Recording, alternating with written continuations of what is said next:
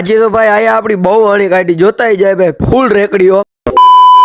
High કલી જાઓ, કેમ છો? મજામાં જશો। આજે ભાઈ આપણે જવાનું છે કોઠા વિસોદરી।